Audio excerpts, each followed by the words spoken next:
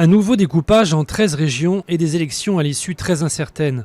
Les derniers sondages avant le premier tour plaçaient le FN en tête dans 6 régions et en mesure de l'emporter dans 3 d'entre elles. La droite voyait son avance s'effriter et la gauche paraissait ne pas profiter du regain de popularité de François Hollande après les attentats. Les sondages ont provoqué de nombreux appels à la mobilisation anti-FN et dimanche à 17h, la participation était en hausse de 4 points à 43% par rapport à 2010. Au Venezuela, ce sont les législatives qui pourraient créer la surprise.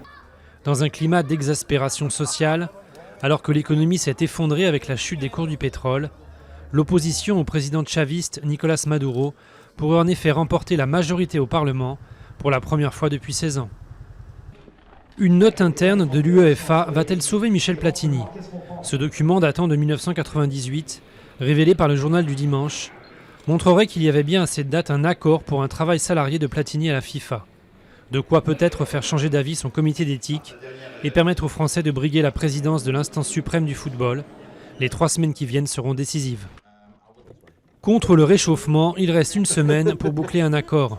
Les ministres chargés de négocier commençaient à arriver dimanche et déjà un premier groupe de facilitateurs s'est réuni au Bourget.